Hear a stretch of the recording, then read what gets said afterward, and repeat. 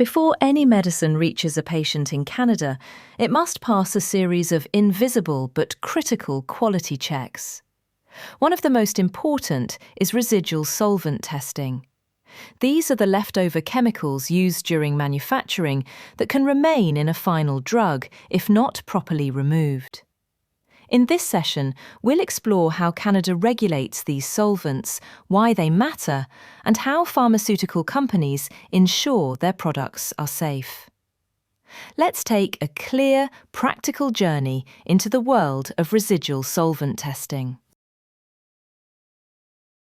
Residual solvents are organic volatile chemicals used to drive chemical reactions, purify compounds, and control crystallization during manufacturing.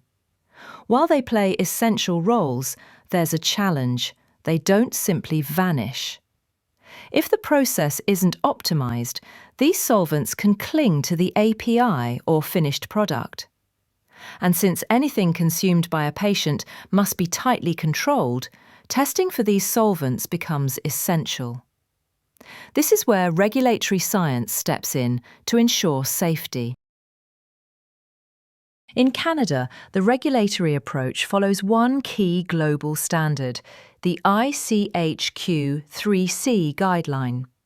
Health Canada incorporates this framework directly into its good manufacturing practices and submission requirements. The intention is simple: harmonise solvent control globally and ensure Canadian products meet international safety expectations. All of this revolves around one critical question: is the product safe for lifelong use?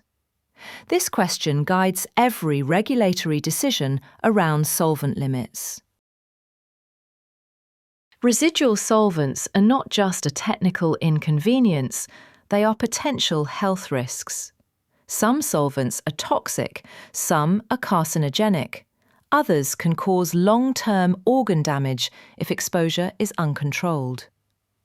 Health Canada's approach is rooted in protecting Canadians from these harmful exposures. By enforcing strict compliance with solvent limits, regulators ensure that medications remain safe over months or even decades of use. To manage solvent safety, ICH Q3C classifies solvents into 3 categories. Class 1 solvents are the most dangerous, chemicals like benzene, where no acceptable level exists. These must be avoided completely.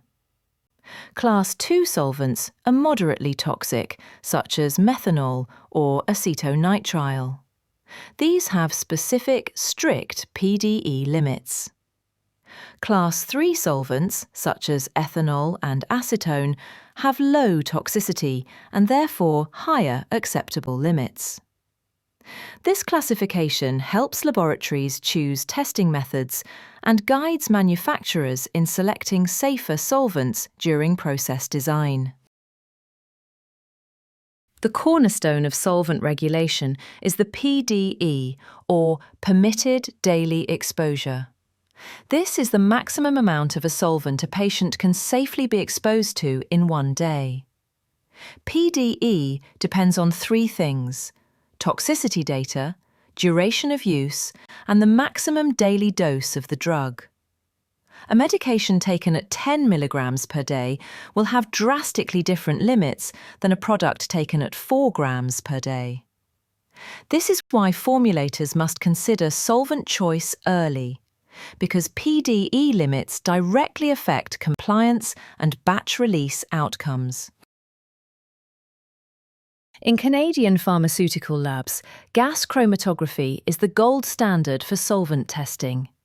GC-FID and GC headspace techniques are widely used because they efficiently analyse volatile compounds without contaminating the injection port.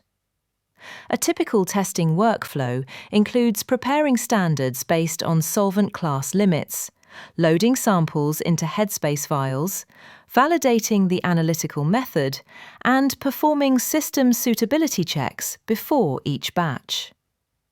Key validation parameters include specificity, linearity, and establishing accurate detection limits. This ensures that every batch is tested with scientific precision and regulatory consistency. When Health Canada inspectors visit a facility, they focus on two major themes: process justification and control strategy. They want to understand why specific solvents were used and how the process ensures they don't remain in the final product. Inspectors review batch records, equipment cleaning data, method validation, and stability studies. Some common compliance pitfalls include outdated analytical methods, weak documentation practices, and failing to re-evaluate methods after formulation changes. And, as Canadian auditors frequently emphasize, if it isn't written down, it didn't happen.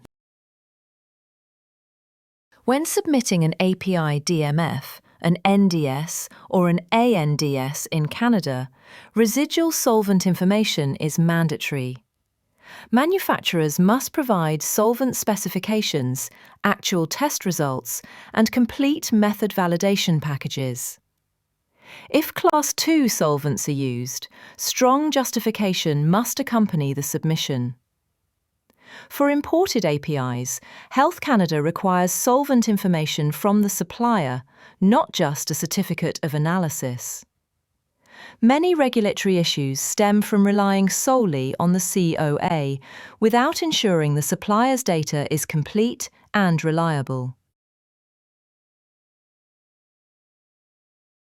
To wrap up, success in residual solvent compliance is about thoughtful process design and consistent analytical control. Start by choosing safer Class 3 solvents whenever possible. Optimize manufacturing processes to allow easy solvent removal, whether through vacuum drying, purging, or recrystallization. Test worst-case batches. Troubleshoot headspace issues proactively, and trend your solvent levels over time. At the end of the day, residual solvent testing is more than a regulatory requirement. It's a vital part of building trust in the medicines patients rely on. By combining scientific rigor with strong compliance practices, pharmaceutical companies ensure every dose is safe and consistent.